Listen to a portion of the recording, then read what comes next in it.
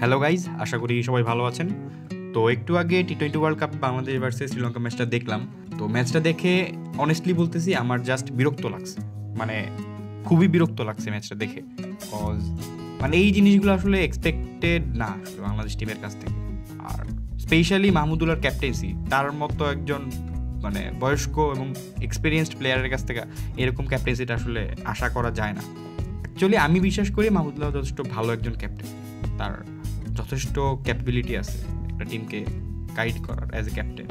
But এই ডিসিশনগুলা, যেমন সবচেয়ে খারাপ লাগছে যেটা আমার কাছে, যে সাকিব যে কিনা ব্রেক থ্রু আনছে, যে উইকেট পাইছে, সে মাত্র বল করছে 3 ওভার।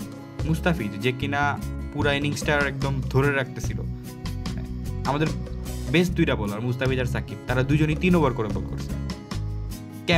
এটা কেমনে করতে হবে? এটা আসলে আশা করা যায় না আমাদের টিমের ক্যাপ্টেনের কাছ থেকে। যে ওভারে মাহমুদুল্লাহ নিজে বল করতে আসছিল, সেই ওভারে আসলে সে নিজে বল না করে সাকিবকে বল করতে দেওয়া উচিত ছিল, এটা আমি বিশ্বাস করি। বিকজ ওইটা আসলে সাকিবের ওভার ছিল। আমি জানি না, হয়তো বা মাহমুদুল্লাহর অন্য কোনো প্ল্যান ছিল, হয়তো বা সাকিব আর মুস্তাফিজকে সে লাস্টের দিকে এসে বল করাইতে চাইছিল, পরে হয়তো বা তার সমস্ত প্ল্যানই উলটপালট হয়ে গেছে, হইতে পারে এটা। বাট এইগুলো আসলে একটা ক্যাপ্টেনের কাছ থেকে, সে কিন্তু যথেষ্ট এক্সপিরিয়েন্সড একটা ক্যাপ্টেন, বিপিএলে বেশ কয়েকটা টিমের সে ক্যাপ্টেন্সি করছে মাহমুদুল্লাহ। তো ওনার কাছ থেকে আসলে এরকম ডিসিশনগুলো আসলে মেনে নেওয়া যায় না।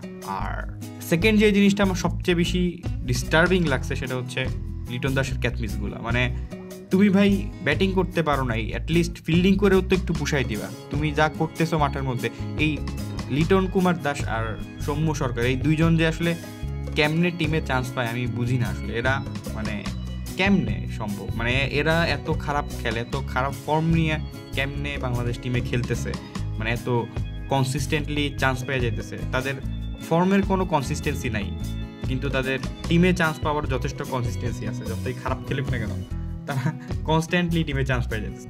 এই জিনিসটা আসলে সম্পূর্ণ আমাদের দেশের বোর্ডের ফল্ট। আর আমার মনে হয় না যে এত দিন, মানে তারা তো বেশ লাস্ট কয়েক বছর ধরে, মানে সৌম্য সরকার, লিটন কুমার দাস, তারা দুজনই অনেক চান্স পাইছে। সো এত সুযোগ পাওয়ার পরও যারা নিজেদের প্রুফ করতে পারে না, তাদের কেন আসলে টিমে রাখছে, কেন তাদেরকে আসলে সুযোগ দিতেছে, এটা আসলে আমার মাথায় আসে না। আমি জানি না, বাংলাদেশ ক্রিকেট বোর্ডই সেটা ভালো জানে। তো যাই হোক, বাংলাদেশ টিম নিয়ে আসলে আর কিছু বলার নাই আমার। বাংলাদেশ টিম নিয়ে আসলে, এই টিম নিয়ে অ্যাটলিস্ট ওয়ার্ল্ড কাপে ভালো কিছু এক্সপেকটেশন করে লাভ নাই। বিকজ আপনি যদি ভালো কিছু এক্সপেক্ট করেন, তাইলে হয়তো বা খারাপ খেললে আপনার কাছে খারাপ লাগতে পারে। সো এক্সপেকটেশন বেশি রেখে লাভ নাই, একটা বা দুইটা ম্যাচ জিততে পারলেই যথেষ্ট আমাদের জন্য। আর best of luck for Bangladesh team for upcoming matches. আশা করি তারা সবাই তাদের ভুলগুলা শুধরে নতুনভাবে কামব্যাক করতে পারবে। As a typical Bangladeshi supporter, ওই আবারও হয়তো বা নেক্সট ম্যাচ নিয়ে বসবো আশা নিয়ে, বাংলাদেশ জিতবে, দেখা যাক। আশা করি সবাই ভালো থাকবেন, দেখা হবে নেক্সট ভিডিওতে। Till then, take care.